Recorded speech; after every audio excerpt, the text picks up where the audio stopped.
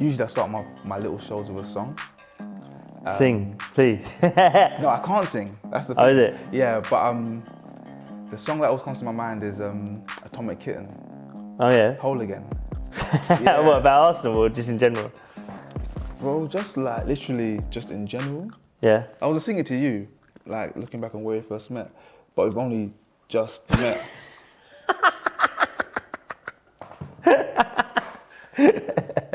Guys, welcome back to Armchair Gaffers. This segment has no name. You're joined by yours truly, Mr. Wrong and Strong, formerly Continental Jess. Now Wrong and Strong. Oh, I've got a new one. It's the Daily Gaffer. Oh, okay, Yeah, cool. because I've got like a daily show where I just talk about like the daily news. Yeah. Don't know how long that's gonna last for. Maybe another week or so. Yeah. Let's just go with the flow. It's hard, man. It's not easy. Yeah. Guys, I'm joined by none other than Jacob Hawley. Thank you for having me. Appreciate it. The heir of Harpenden. the Prince of Primrose Hill. Primrose Hill, fucking hell. I'm all over the place, mate. How's it going? Yeah, good, mate. Thank you for having me. Appreciate it. Thank you for coming. Guys, for those of you that don't know, Jacob Hawley is the biggest comedian to ever step foot in this place that we ever had on Armchair Gaffers. Probably the funniest guy on the internet. Appreciate it, mate. And most importantly, he's one of us. He's a gooner. I love it. Always been the case. Always been the way. Lovely. My brothers claim that when I was young, I was a Liverpool fan. No way, really? That's what they say. There's no proof. Why did you choose Arsenal? What? Because obviously you're South London. So what? Yeah. So I wasn't born in this country. Okay. Born in East Africa. Came here in the early 90s. We lived in Finsbury Park. Oh, really? Yeah. Oh, okay. Sweet. So we had to kind of like think, like, cool, we've got to make these people think that we're one of them. Yeah, so what we're going to do, yeah. okay, we've got to find a team to support. Otherwise, they're going to realise that we're not from this country and might try and kick us out. So we walked down the high street and we saw this stadium in Highbury. We're like, what's this? And we found out that's an Arsenal football stadium. We're like, okay, cool, yeah, this is our team. That's amazing. And that was it, literally. And they haven't deported us yet. we're still here. Just made you get down south. That's what it managed. No, and then literally we moved to South London. That was like 92. We moved to South London like 94, 3-4. Okay. Moved to Millwall territory, and I'm not afraid to admit that Millwall is like very close to my heart. Really? Like when I was in school, they would like come and give us tickets for games. I've been to more Millwall games than Arsenal games. No way. Yeah, like my first like 10, 15, 20 games were all Millwall games. They'll come and hold tournaments like in our local area every summer, give us medals and burgers. Like they'll hold like football classes at their stadium like after school. So like Millwall for me is like a big part of my life. Yeah. It's not really like the team, but like the club as a whole. What do you think of the fans? You know what I think of the fans. Come on, mate. What do you think of the fans? Mate, Probably, yeah. the same. So when I say Millwall, I mean the actual organisation, the people that club. The club. Yeah. I don't give a fuck about the fans. Yeah. So like, I always keep an eye on like how they're doing and that. I hope they don't get promoted to the Premier League. I agree with you. Because on my mum's street, which is like right near the stadium, you can just park. Oh, if they mate. get promoted, you have to get a permit for match days and stuff like that. And That's aggro. Yeah, because of that, I don't want them to get promoted. Fair. We've spoken about Millwall more than I want to speak about Millwall ever on my show. Jacob, before we get started, you're on tour right now. Yeah. And you still found time to come down here. Yes. Please tell the guys about your tour, like where they can find you, because you're in Southend this weekend. I'm in Southend tomorrow. I'm doing Southend in Essex tomorrow. Where else have I got left? I've got Reading, I've got Northampton. I have got an extra London date on June the 2nd. So yeah, I've got Where's a few that? more left. That's in South London actually. That's in Kennington. Kennington? Yeah, there's a comedy club there called Always Be Comedy. Oh yeah? Small, but it's the best comedy club in London. I saw you recently, I wasn't there, but you was at Top Secret Comedy Club. I'm there a lot, man. Yeah, that's like my little second home. I go there like once a week. I've been there once, yeah, and it was good. And they had Paul Chowdhury on, a few months ago. And then, a few weeks later, my mate's like, oh, just let's go Top Secret again. I'm like, yeah, let's go. Anyway, they didn't book it. Guess who they had on that night? Chowdhury again? Dave fucking Chappelle. No way. Mate. And I missed it. You missed it. So I'm never going back. But you got to go. You got to roll the dice. You got to keep going and roll the dice because you don't know. Kevin Hart's played there. Yeah. Like people just drop in. People just drop in, man. Mad. Like, how do they do it? Are they? It's just 'cause it's a sick club. It's like such a cool space. What's the geezer's name? Mark, who runs it. Yes, I heard Mark. Yeah, what he is, he's got nudes of everyone, and he bribes them like that to come. But nudes of Chappelle. He's got my nudes. I'm not sure. I sent them to him. No, I'm kidding. You're gonna get performing there soon, bro.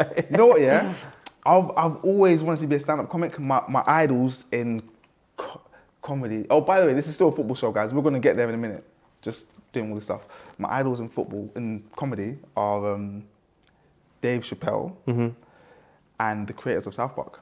Oh, no way. Yeah, literally. If you if you want to get to know me, yeah, watch South Park and watch Dave Chappelle. Is that where you got your personality from?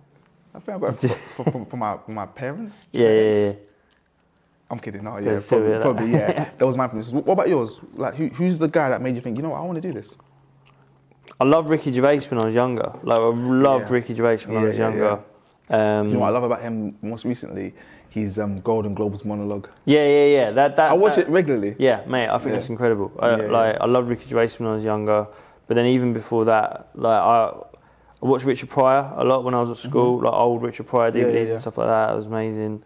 Like Russell Brand. When I was like a teenager, Russell Brand was like the guy. You forget, man. He was like everywhere. Like, I still follow him now on Rumble, but that's a different story. Yeah, he's mad now. Yeah. He's crazy. He's right up my alley, saying like, yeah, I'm not gonna. Guys, football. We're veering into other places. This is Armchair Gaffers, the People's Podcast. They call it. People's Podcast. Yeah, that's what they call us. They say we're the voice of the people. We talk all clubs. We even mentioned Burton Albion on our show a few times. No way. No, we haven't. But we do Conti Corner, which is Continental Corner. We talk about all the European stuff. Yeah. We do like little quizzes and that. V's actually got a quiz for us afterwards about Arsenal and general knowledge, because like I believe I know everything about Arsenal. Okay. So I'm gonna pit my Arsenal wits up against yours, and we're gonna see who comes out as numero uno, head honcho. Sweet. But before we get there, tell me about how you became an Arsenal fan, because you know how I'm an Arsenal fan through immigration. Yeah. But how did you become an Arsenal fan? So I grew up in Stevenage, which is like 20 minutes on the train from Arsenal, but also from Tottenham. My granddad, on my mum's side, was a Tottenham fan. Yeah. So my dad basically made me an Arsenal fan to wind him up. Naturally, but your dad is not a football fan? Not really. Lovely. Doesn't really care. So he pointed me in that direction. I also remember like watching a game between Arsenal and Chelsea when I was about 8, and just like, I'm trying to think who the team would have been then. I remember Ljungberg was playing, and I remember was it Ljungberg? It was a George Best team. Not fucking George Best, George Graham team. Yeah. So I'm getting nervous. Wait, Ljungberg played under Graham? No way. Yeah, I think he played under Graham. But when would it have been? This would have been 98, 99. Graham wasn't there in that time. Definitely not. No, was that Wenger? Yeah, definitely Wenger. I mean, mate, I was 8 years old, so I don't really remember. I remember Ljungberg was playing. We'd have had Bergkamp. I remember it was Adams at the back. I remember Steve Bold. I think that would have been. It might have still been Steve Bold. He might have been gone by then, but I just remember like loving that team straight away. And I remember as that team developed, the team that eventually became the Invincibles, that like just falling in love with them. And the age that I was then when the Invincibles like happened, when I would have been like 13, 14. That is just the fucking best time to be a football fan when that was happening. Do you know what I mean? To be able to go to school every day. Do you know what's so sad? Is that I took it for granted. Yeah, mate, same. I thought it would last forever. Yeah, I thought it would last forever. I didn't appreciate it. I thought, we went unbeaten for the whole season. Got a gold trophy. What have you got one of those? Like, yeah. You know what I mean? But then, you're right. So it was a Wenger team, that one that I first got into, because I remember Vieira was there. Yeah. Vieira was like Wenger's first signing. I remember when Wenger joined Arsenal, and it was just like, because my brothers, like 2 older brothers, they were big Arsenal fans by this time, and I was a big Arsenal fan by proxy. Do you know what I mean? So like I just like my brother had pictures on his wall of like all the Arsenal teams, and all the players and everything. So I remember those days like they were yesterday. I remember some really weird Arsenal players like Grimondi and all these kind of players that are cult heroes for me. But enough about nostalgia. Let's talk about Arsenal here and now. I'm going to make some accusations towards you, and if I'm wrong, I'm sorry. I believe you were Arteta out. No. No? You trusted the process from the beginning. I was always a trust the process guy. Yeah. I was always a trust the process guy. I was. Let me try and think whether I was ever Arteta out. I remember. I think the closest I came to Arteta out would have been Brentford, the first game of the season, not this year, the year before. Yeah, last season. Yeah. Chelsea. I think Conte hadn't gone to Spurs yet, but Conte had left Juve, so he was available because he went to Spurs in January following that. I recall. And I remember at that point, just you got to remember that was a really different team to the team we're watching now. That was a team. I think the team that lost that opening day of the season had Callum Chambers at right back. I can tell you who's on that team. Martinelli through the middle up front. We had Callum Chambers playing. We had Sead Kolasinac playing left centre back. Had Cedric Suarez playing. Yeah. Bernd Leno. And I think Rob Holding. Yeah, Rob Holding played. And then Ben White played actually, because I remember Ben White got bullied by Ivan Toney. We had 3 at the back. Yeah. Yeah, I recall. So I was that was the closest I got to being Arteta out. But aside from that, I never liked Emery. I wanted Arteta at the time that we hired Emery. Oh, really? Yeah. I was when after Wenger went, there was a few rumours that we might go straight for Arteta. Wow. And I was on board. I was fully on board with that. I never loved the Emery appointment, and I wanted him gone a lot earlier than he went. I've been behind Arteta a lot. I've had my questions over Eddie. But this team, I love this team more than I've loved a team since probably 08-09. Like the last team that I loved this much was the kind of 08-09 team of like Nasri, Fabregas, Van Persie, Arshavin. Yeah, that was the last team. Diaby in and out. Diaby was in and out a bit like that. But Alexander Song was there. Song was there, and Song was mustard that year. People forget how good Alex Song was, man. Like those through balls through to Van Persie. I remember all those passes. The thing is about Son, there was a misconception that he was what they call nowadays a DM. He was just a midfielder. I think he's a playmaker. I think the way he passed the ball, I think he like.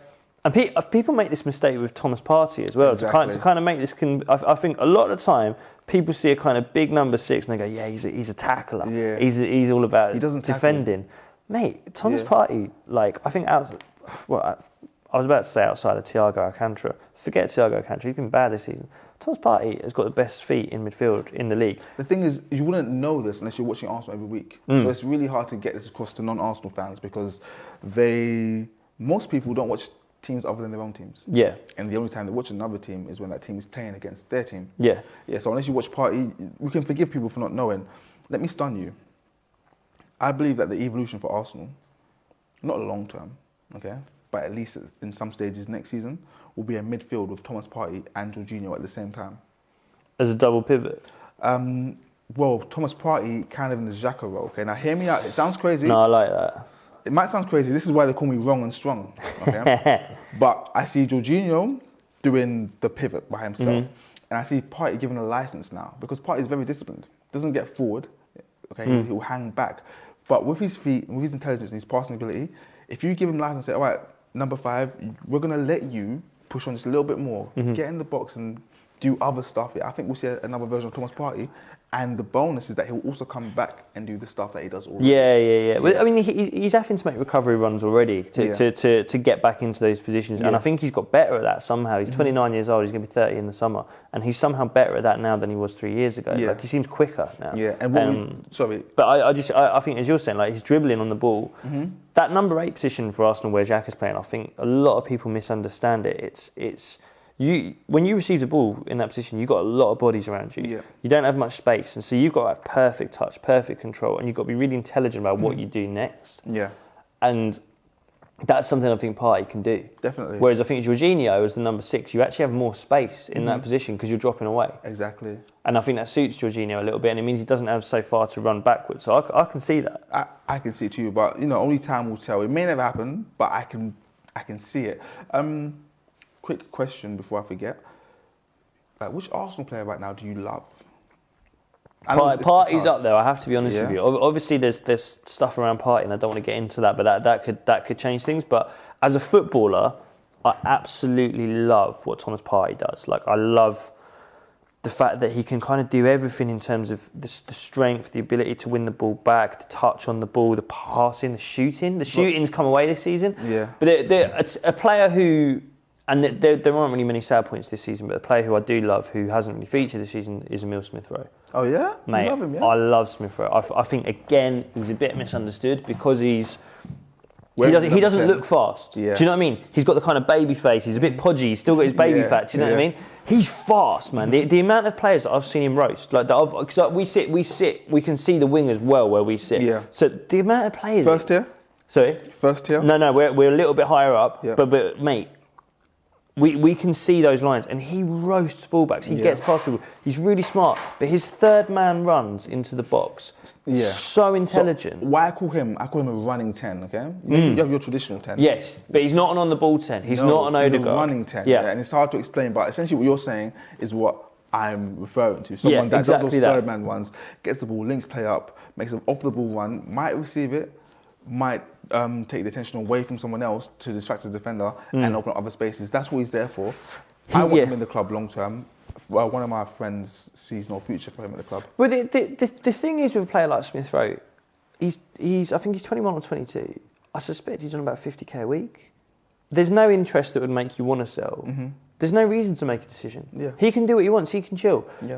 I agree with you about him being an off-the-ball 10. I remember a couple of years ago we used to have Aubameyang and Lacazette as strikers. We used to have Ozil and Ramsey, who would both play a bit of 10. And I always thought that Lacazette and Ramsey really worked as a pair because Lacazette wants to come towards the ball. He wants to hold the ball. He wants to take 3, 4, 5, 6 touches and then look up. Ramsey, run behind him. Yep. So that works.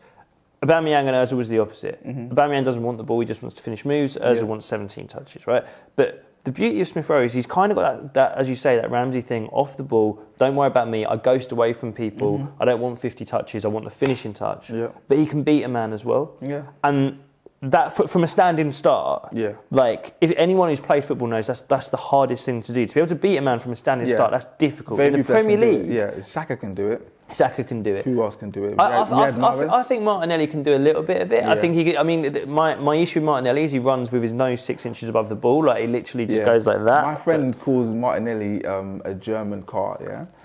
What he means by that is rigid. No, not even. It's completely off. No, he said it's a stop-start technology. I get you. He stops and put your foot down on the gas. He's back on again. He starts. He slows defenders down and speeds up again. Yeah. But yeah, for me personally, I think Smith-Rowe's got a big future at Arsenal, and I think I trust Arteta. If Arteta, whatever Arteta says, if he wants him in the squad, well, that's where I'm there. But the thing, I look at that Trossard signing, and I think it's been an incredible signing, but I think there's a reason we went for a 28-year-old who plays in a very similar way to Smith-Rowe, and it means in 3 years' time, when Trossard's 31, Smith-Rowe's pushing 25. If one takes over from the other, it works nicely. Yeah. And we've got a lot of football next season with Champions League. Yeah, a lot of football, yeah. Player that I love at Arsenal, who brings a tear to my eye whenever I think about him, is Granit Xhaka. Like, I just love him. Have you always felt that way? Or have you followed the redemption arc of... So when we signed Xhaka, I was like, oh, okay, it's a lot of money, because at the time... 35 million, yeah, that was a lot of money, yeah. 2016, 35 million in 2016, if you ask me now, not to do with inflation, but in terms of how football transfers have gone, is the equivalent of about 70 million nowadays, if you ask me. Because back then, you weren't paying that kind of money for just anybody. No. I was disappointed in how he was played, because he's never been a single pivot holding midfielder. In fact, when he went to Mönchengladbach, his first season was a failure because they were playing him as a single pivot. Next season, they qualified for the Champions League. That's with him playing as like a 10, or as an 8, like not really a 10, but... Almost like he does for Switzerland. Literally, exact same. So once you replicate that, you're going to get the best out of him. So I've always said we're playing him out of position, okay? And this season we finally freed his shackles and we're seeing what he can do. So I've always been aware of what he's had, his capabilities. Good ball striking, but this season what I'm seeing is his awareness. It's like... So intelligent. Yeah, so it's ridiculous. A lot of times the ball comes into him, and he's getting closed down, and he waits for the last minute and then flicks it around the corner to somebody, or just does something so simple. But it's like, not only have you played a pass, you've drawn a player in to open up more yards behind them. But that's something that every Arsenal player does now. And 3 seasons ago we weren't doing it. It was driving me insane. Under Emery, the amount of times that we wouldn't draw someone out before playing the pass, we'd leave the passing lanes closed. Xhaka as a player for me, I'll admit, I didn't see this. I always thought he had to be the player who had the most touches of the ball, who played the most passes in the game. I thought he had to dominate a game. And I think the genius of what Arteta's done with him this season, he's almost made him an off-the-ball player. Yeah. I remember against Forest, October time, watching the game. It was quite a difficult first half. We're struggling to penetrate them. They're playing 3 at the back. And I realised suddenly what Xhaka was doing. Xhaka was our furthest player forward. And Xhaka plays like a target man now. When we have Jesus especially, what he does is mad. We get the ball, he just goes. Who else does that? Well, not anymore. Bruno Fernandes was doing that. Yeah. So when he first came, sorry to go off topic. No, but you're right. I remember Bruno doing this. Yeah, when he first came, I'm watching him. I'm like, he's not a number 10. Yeah, he's not a number 9. He's what I call he's like a 9+1. Like a 9.5 kind of thing. Or 10 -1. So he was further forward than the attacker. He's getting positions. And because he's like the third man off the ball runs, he's not being picked up. And that's why we had a lot of joy. Now his role in that United team has changed because, believe it or not, unlike a lot of people like that, I actually just watch football. Like, I'll literally, as long as I'm sat down, I'll watch, mate. I'm the same. I'll just watch what's on. But the Xhaka thing is similar to that. But I think part of the reason that Jesus had such a good start to the season is Xhaka was always pinning a centre-back. He didn't want the ball necessarily. Yeah. He just goes, pins a centre-back, and suddenly Jesus can drop and receive and turn. And I think what he's doing is so important for Arsenal. But I think Arteta deserves so much credit for doing something that Wenger didn't really do with him. Emery definitely didn't do with him. I think what Emery did with him was the stupidest thing he can do, which is put him at the base of midfield where he receives so much pressure from the opposition, gets pressed, loses the ball. I disagree with what he stressed out. But I can see the logic. I also understand, okay, that was wrong, but why did you do it? And I think maybe Emery knows that Xhaka can play a good pass, and he wanted that kind of player. But nonetheless, it was wrong. I know what you mean. I think that ability, but when you look at that ability in terms of where we were on the pitch at the time, I just remember him getting pressed all the time. And I think Xhaka is a player who plays with so much personality, and sometimes that's a problem. Do you know what I mean? Sometimes that's an issue where he gets too stressed out in games, gets too emotional. We know about the yellow cards, the red cards. I had a tweet that go viral. 2 red cards, by the way. What, in his career? At Arsenal, 2 straight reds. Yeah, I remember them both. I remember one wasn't even a red. Liverpool and City. The City one where he kicked Thingy in the chest, that was not a red card. That was Liverpool. That was the Liverpool one last year. Was it Jota he kicked? That was not a red card. We've all done that. How many times has the ball overhead and you put your foot out, Was it not where he was last man? I think he was last man. Yeah, he was, but he's just trying to control the ball. Yeah, I get, But let's move on from this, because I've got a few things, like I've told you before, and like my subscribers know, I don't prepare anything. Okay, sweet. I just go with it. Ben White, how do you rate him? I think he's incredible. I think he's one of the best right-backs in the league. But, okay, I agree completely. But if you say this out loud, people are going to think that we're just crazy Arsenal fans. Ben White is such a strange footballer. In that he's one of those where it's really hard to pinpoint one thing he's great at. Strange footballer, not defender. Ben White is a footballer. Yeah. But this is the point. Is someone like Trent is an easy footballer to understand because you go, what does Trent do? I know exactly what Trent does. Perfect passing, perfect crosses, he creates chances. Ben White, he's like 8.5 out of 10 at everything. He's an incredible athlete. Honestly, when you compare him to Tomiyasu, and I love Tomiyasu as a player, Ben White is a much better athlete, much better sprinter, much better recovery. He paces himself throughout a game quicker. His passing is incredible. He's so smart. The smartness, thank you. For me, the IQ is sensational. It's through the roof. I see him, if you watch him play, I find I'm watching games at times, I'm just watching Ben White, and you can see him thinking, okay, not that one, not that one, cool, that makes sense. And he does it, but his speed of thought and action is just so quick that for me, from an England perspective, because I actually support England, funny enough, no surprise there. I understand why Trippier will be ahead of him. I get it. V just told us before we started filming that Gareth Southgate is named in the England squad and Ben White isn't there. For me, that's not a footballing decision. Because if you're basing it on football, he should be there. But I'm not mad at Trippier being there because I'm probably Trippier's biggest fan. Like when he went to Newcastle, I was like, yeah, it makes perfect sense. Yeah. For me, Trippier can do nothing wrong. Like I'm a big fan. I've always have been of Trippier. Even when he was at Spurs. No, from the Atletico days. But from when he went to Atletico Madrid. That's when that move for me was a very bold move. And a lot of English players don't go overseas. And And since he's made that move and he was a big part of their team, he had a ban, remember? Yeah. And then he came back and Simeone put him straight back in. So that told me, listen, if Simeone trusts you, like I trust you, because this man knows a lot more about football than I do. Yeah, yeah. And he's gone back in there and helped them win the league. People forget he's won La Liga. But but this is the kind of thing with the Ben White and England thing is, what the positional football that Arsenal play, it's very hard. You say Ben White's a right back. He's not really. He's kind of a midfielder, really. Yeah. He's kind of the way he inverts, the way he goes outside sometimes. Yeah. I think the way you said it, he's not really a defender, he's a footballer. England don't play like that. England play, 4-3-3 most of the time. And what is he in that system? I can understand why you wouldn't put him at centre back instead of John Stones.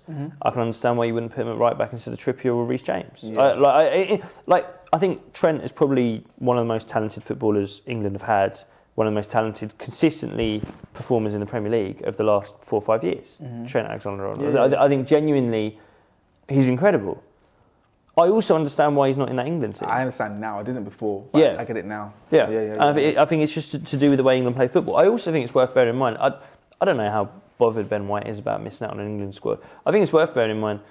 I don't think Gareth Southgate is going to be in that job more than 18 months. Really? We've got another tournament next summer. Yep. I don't think he goes past that. It's very, very, very, very rare that an England manager does more than 4 tournaments. Because when I think about Gareth Southgate's future, I say, cool, where does he want to go next after this, okay? He's a young man, if we're honest, yeah? Yeah. So if you look at clubs you can go to, I don't think he's good enough to manage a club side, personally. I think it'd be really interesting to see what kind of club he'd go to. Yeah. I don't think any decent club sides, so top 6 in the Premier League, big European sides, are going to go for Southgate. And I think he's too big now as a persona to go to a smaller club, i.e. in Everton, with all due respect to Everton fans, sorry. I don't think he'll go there. So I think he'd want a big club, but are the big clubs willing to take that gamble? The thing is, there's some stupid big clubs nowadays. Do you know what I mean? Yeah.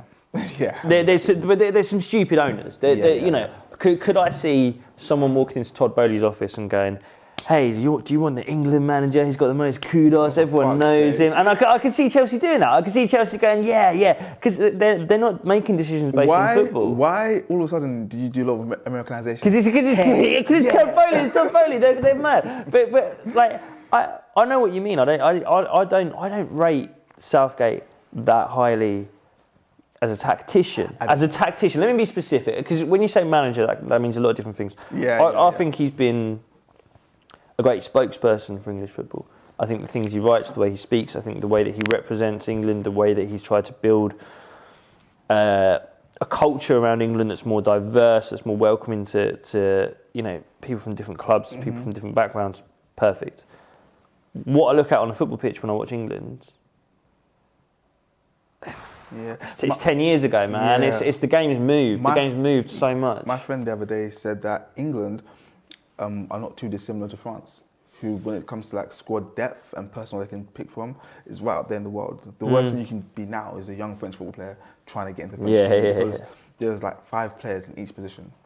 Like 2 of those players are world class. 2 of those players are very, very good, and the other one is like a prospect. So it's like, how do you get into that team? And England aren't too dissimilar to that. In every position, right back, we had like 15 right backs about 4 years ago. Remember when we still got a lot, man. Still got a lot. I still think someone like Kyle Walker-Peters is a really talented fullback. Exactly, yeah. There's players you don't even think about.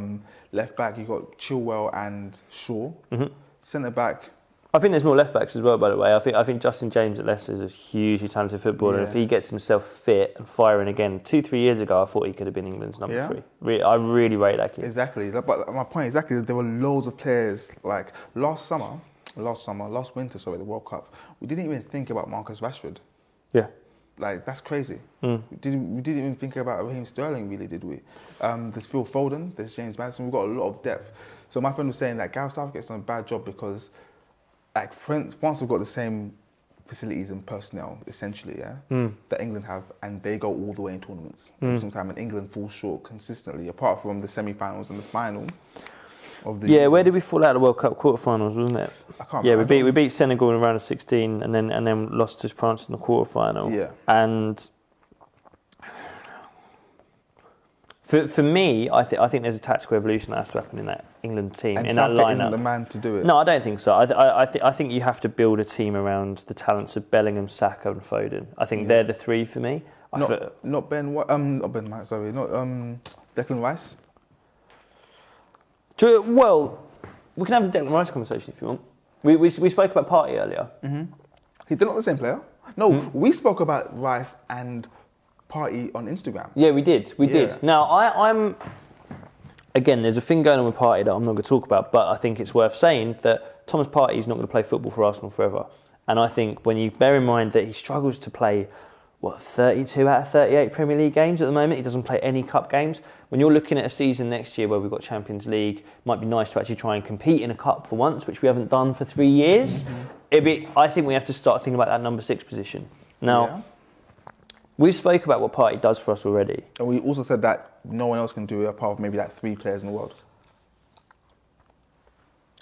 I watched Thomas Partey for the first time in the Emirates in the semi-final of the Europa League against Atletico Madrid. Thomas Partey was playing right back in that game.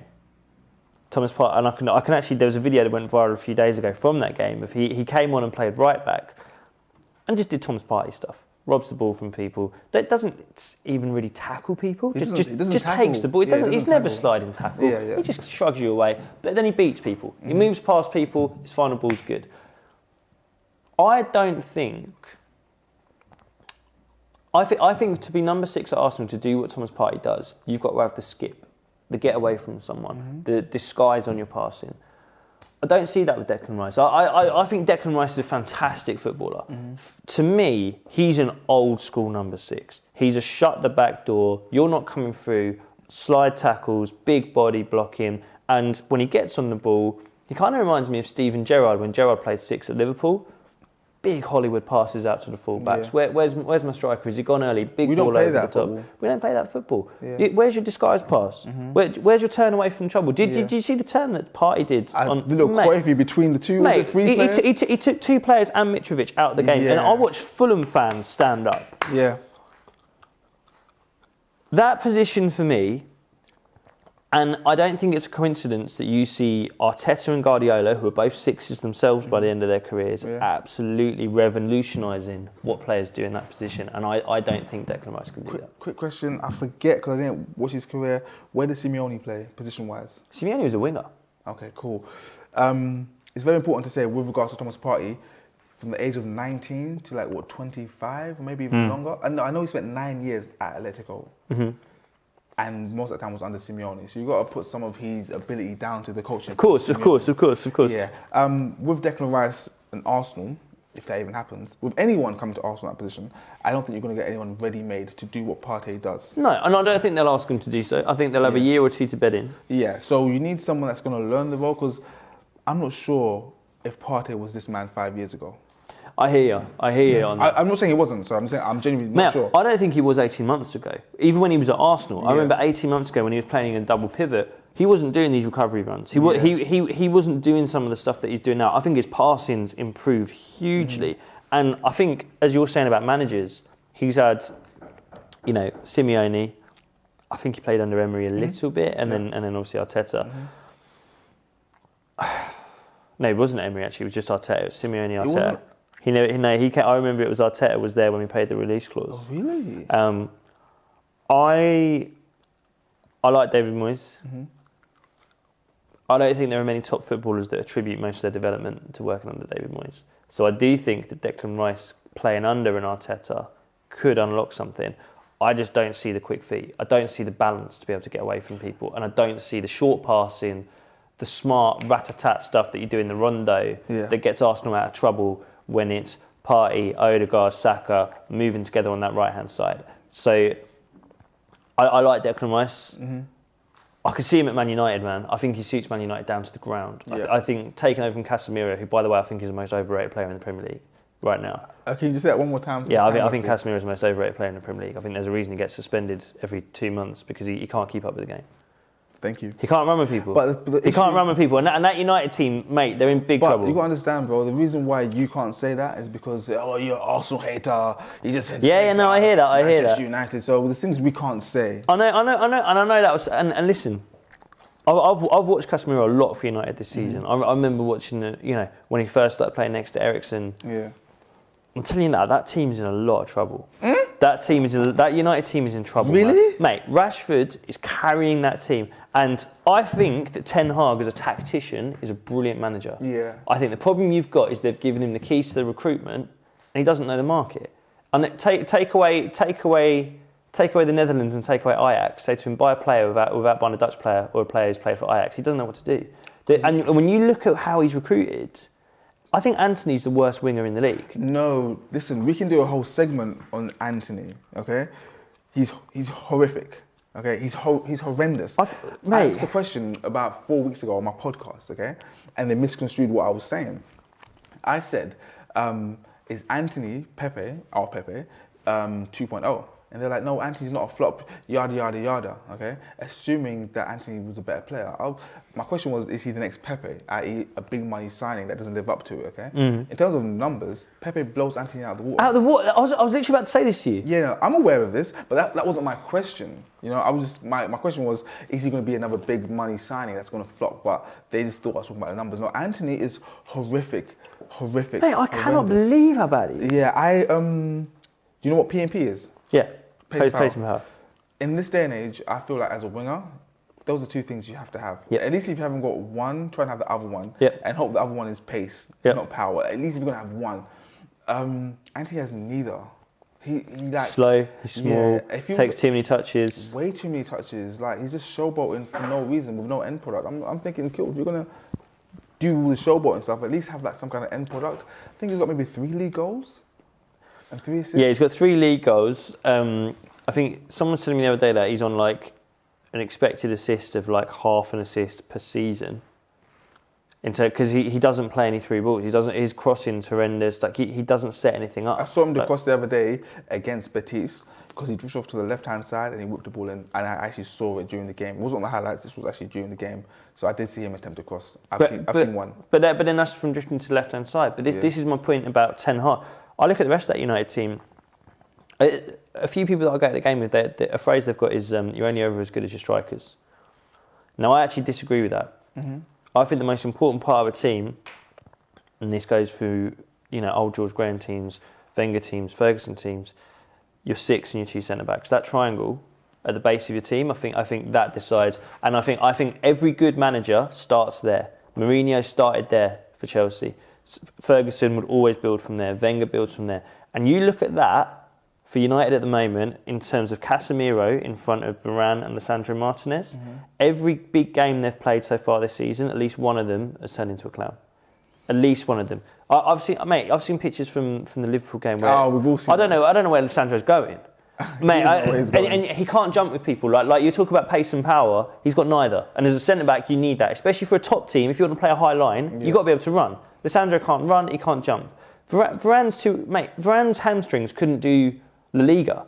I saw him get outpaced by Eddie Nketiah in the game in January. Yep. Did you see that one? Yep.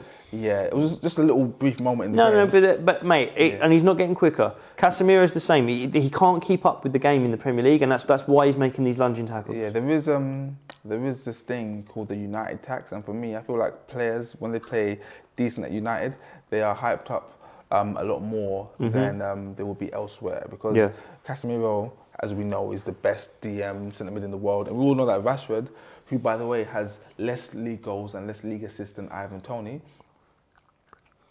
is the best player in the world, and we know that Varane and Lisandro Martinez are the best centre back pairing. We know this. I will say though, I like Luke Shaw a lot. Like, I love Luke Shaw. That's a player, because I like football. Just as a whole. Yeah. And I really appreciate what Luke Shaw does. Earlier on, we're talking about like drawing players in before we play the pass. He's a player, I don't know if he does it a lot nowadays, but he should like really wait for a player to close it down and then pass it. And that is an art. A lot of people don't really understand how vital that is. But back to United being in trouble. I thought they were safe. I think they'll be. So they're going to miss Casemiro for 4 games now. Yep. Now, as much as I think he's overrated, I think is it 3 more now? 3 league games. 3 league games and then the cup. FA Cup. Yeah. So they're going to drop a lot of points there. When you think, Tottenham won't drop too many now. Conte knows how to do a run in. Liverpool are picking up speed again. I think there's a world in which they slip out of the top 4. Really? I think they could. No, you're a lunatic because our good friend Gary Neville said that Arsenal won't win the league if it was like City win the league and United will finish second. Yeah. So you're wrong. Yeah, Gary's right. Neville Gary's right. has said that. We're nearly done here. I feel like this is maybe one of those occasions I should have prepared some questions. Mate, we just talked. We went England, we went United, we went Arsenal, we went Declan Rice. 2 seconds each because we got a little quiz on Arsenal before we wrap up. Yeah. How do you feel about Leandro Trossard?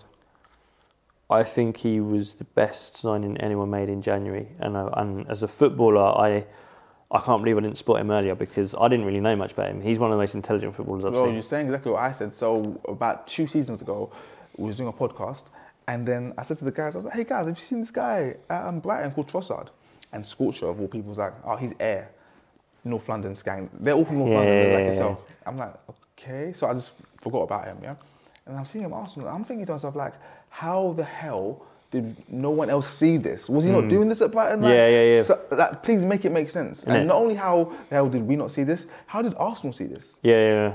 It's like, for me, that Trossard signing has got shades of the Ramsdale signing. Like, okay, what do you guys see here that we didn't see? The Ben White signing. Yeah. And not Jorginho, because we all know that what he can do in his prime.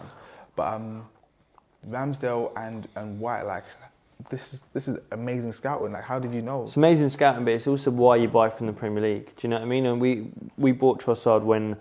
The one thing that scares me a little bit of Arsenal is in terms of our recruitment, I see a lot of players who are our B choice, and I'm like, wow, I'm glad we got you instead of the A choice. Do you know what I mean? I look at Zinchenko and I'm like, wow, I'm so glad we got you instead of Alessandro. Yeah. You know?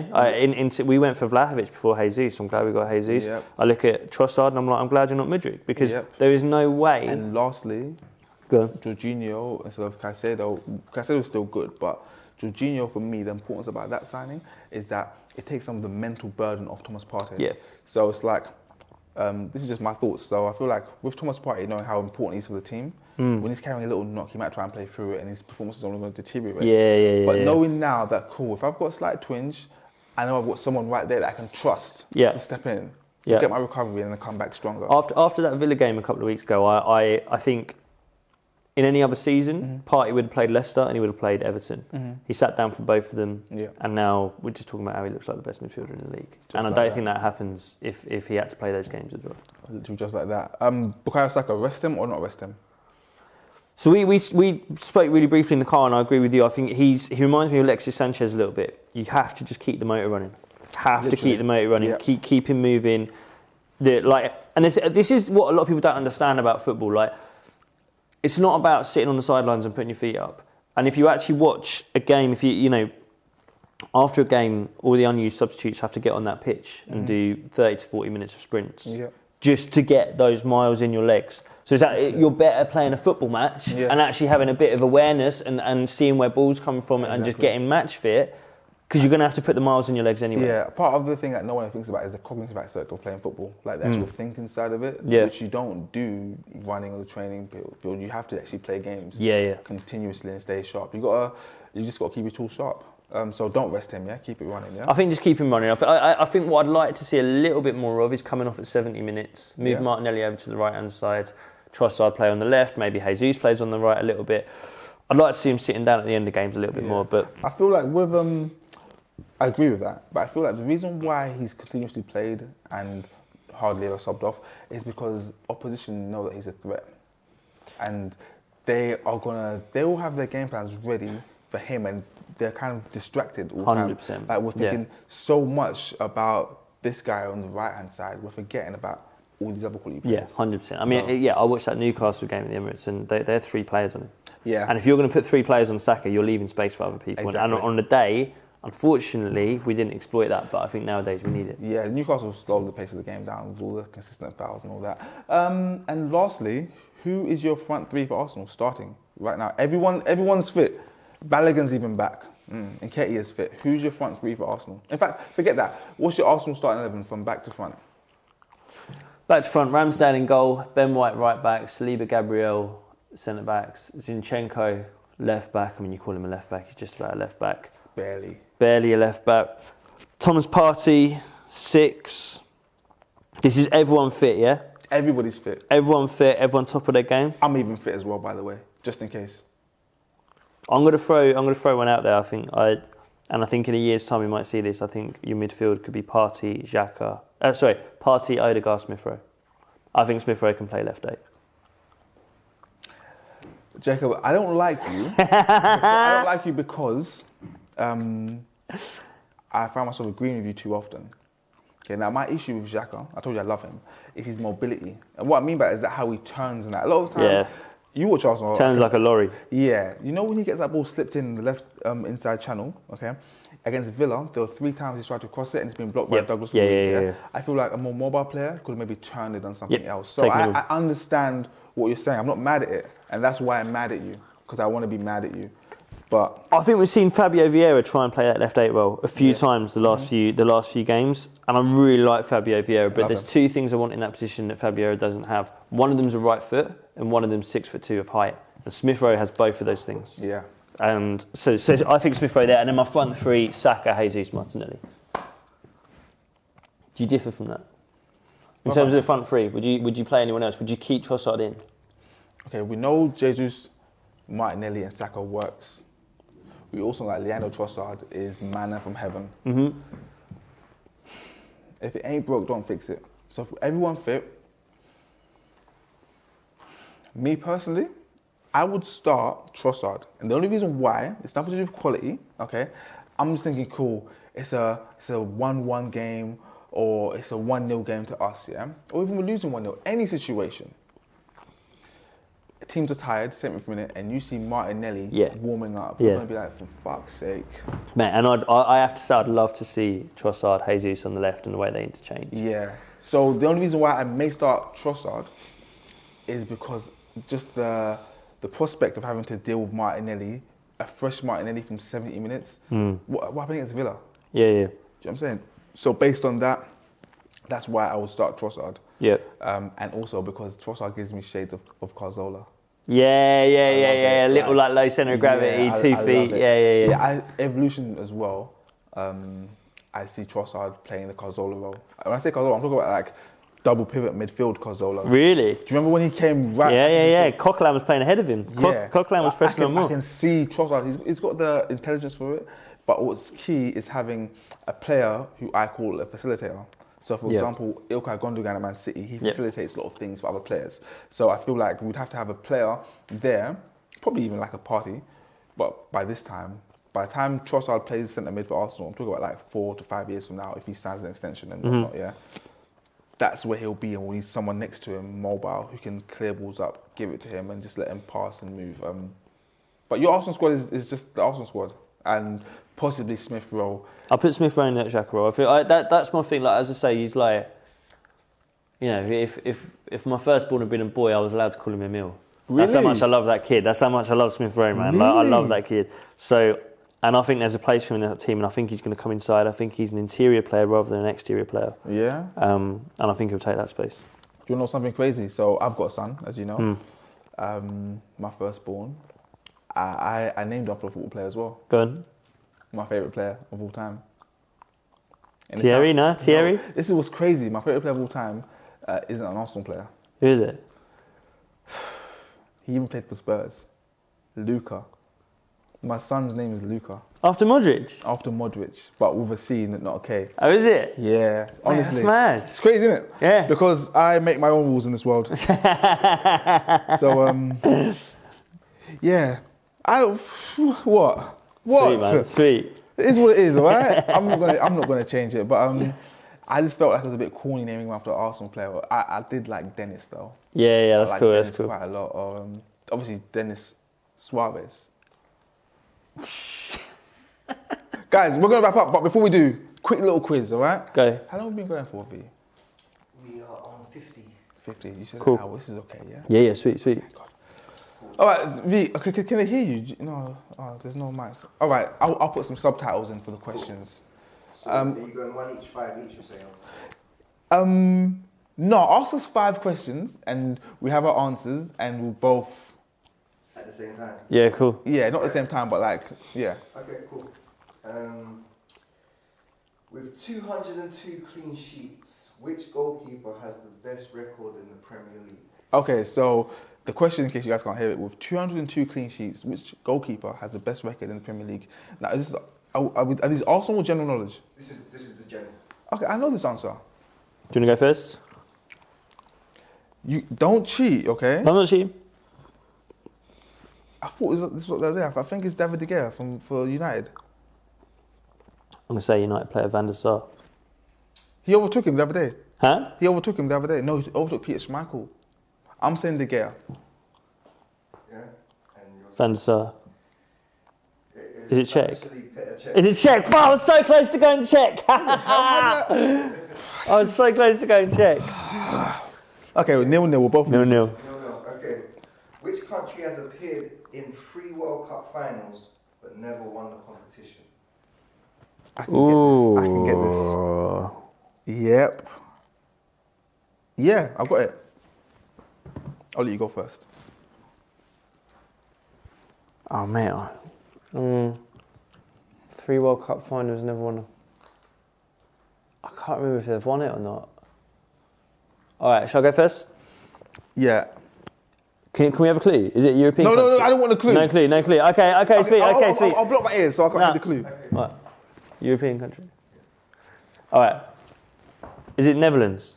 I'm going for Holland. The answer is definitely We're both going Holland. Holland We're both is going the Holland. Correct. Is it Holland? Okay, Yeah, yeah, okay. yeah. 1-1. Cool. Okay, cool. Oh, by the way, the question was which country, if you can't hear it, has played in 3 World Cup finals and never won it? Yeah. Okay, this one's quite good. I thought we were having Arsenal questions. No, you said you wanted both 5, right? Okay, cool. Arsenal. Okay, cool. Yeah, Yeah. yeah. so If you get onto the Arsenal one now, I can. what do you Let's do the last 3 as Arsenal. Let's do the last 3. Last 3 is Arsenal. Yeah, cool.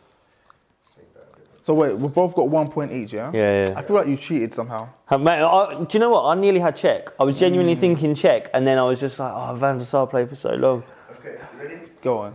Okay, from May 2003 to October 2004, Arsenal went unbeaten in the Premier League. Across how many games were they unbeaten? Oh, come on. That's easy. It's not just the league though. Oh, in total? Yeah. Oh, that's easy. So it's not the song. It's not just the song. I was going to It's the do. longest period that they in that. I know So from May 2003 yeah, till... October 2004, Arsenal went unbeaten. So it's not the invincible season. It is just a period. Yeah, but they're just. Oh, I'm just going to go 49. I didn't have an answer, so I can't say something now because I don't want to base my answer off what you said. Do you know what I mean? Okay, yeah. so- Okay. Change the question. No, I'm just going to say I don't know. Was it 49? It is 49. Yeah. No, It's no. the song, isn't it? It's the song. Wait, hold 49, on. 49 under Yeah, that's what I thought, but Yeah, you made me think yeah. otherwise. Because But dude, all right, avoid that. the game we lost was against United. Yeah. Yeah, so honestly, I knew the answer, but the way you posed the question, No, that's how the internet done it. Yeah. Wait, my guy. you can't get help these days. How many goals did Thierry Henry score in his career at Arsenal? How many goals did Thierry Henry score in his career at Arsenal? I keep forgetting this. Because he beat Thingy at Thingy thing. I don't know if I know the exact number. Should we just say point goes to whoever gets closest? Yeah, Or do you know the exact I number? don't know the exact number, so let me get a number first before I say something. All right, I've got a number now. I don't know why I got the number 214 in my head. I was going for 240. You're both wrong. It's 226. Who's close? 226. He is. He's way closer. Well, yeah. Cool. So this is the last question then, yeah? Yep. Let me try to do something. Because Ian Wright had 1716. Yeah. I remember when, it's 175, I think. 'cause- It was 125. and then Thingy broke it. Okay, what is the biggest ever win in the history of Arsenal? I'm going to say something random, and I'm going to go 9-0 against Tottenham in 1931. You know those obscure stats? I'll go 10. I reckon we got 10 at one point. 10-0, is that it? Yeah, 10-0. It's actually 11-1, Is it? which is a 10-goal difference. 10 Yeah. So you've out. By the way, beating me means nothing. I'm You not- said you know everything. You said you got a mad knowledge of it. And what did I also say? Wrong and strong. Wrong and strong. Yeah. Jacob, it's been great having you on. Thank you, mate. I appreciate I you feel having me. like we only scratched the surface of what I wanted to talk about, but that's my fault for not preparing questions. It's cool. I'll come back with another one. This is how I live my life. I'm a maverick. I like to wear leather trousers without underwear because I want to feel alive. Do you know what I mean? You know what I mean. He knows what I mean. Before we go, please let these guys know where they can find you on the internet. Yeah. Where they can find you in person. Yeah. Not your home. My house. Not your house. Yeah, sweet. At Jacob Hawley on Instagram, at Hawley Jacob on Twitter, jacobhawley.co.uk for all live dates as well. Thank you, bro. It's been a pleasure. Oh, I've got a joke. Do you want to hear it? Go. It's the same joke I tell every time, okay? Okay. My stand-up gig. Yeah. So I've done this before on my show, yeah. I want to hear your response. Do the joke, man. Do the joke. Cool. So a few years ago, Yeah.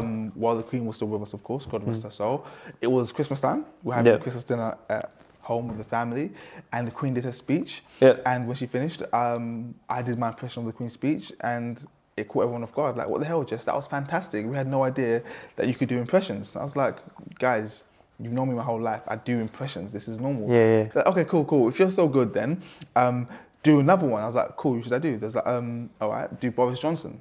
So I did Boris Johnson. I won't do it now to save time, but I did Boris Johnson. Like, oh my God, Jess, that was amazing. Like, why didn't you tell us you can do impressions? I'm like, guys, I do them constantly throughout the day. Like, don't you remember? It's like, no. That was too easy. You've done two celebrities. Do someone that we know. In fact, do a family member. I was like, okay, who should I do? They were like, my mum said, okay, son, do your dad. So I was like, okay. So I packed my bags, left home, haven't been there since. Just left.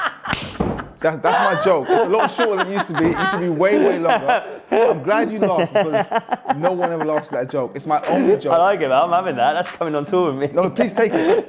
No, brother, please. I'm giving it to you, yeah, because you're the only one that's actually laughed at it. I'll film that. I'll do that top secret. I'll film it. I'll come. Let me know when you're there. I'll do that. Let me know when you're there. I'll come because I want to sweet. witness it in person, all right? Guys, peace out.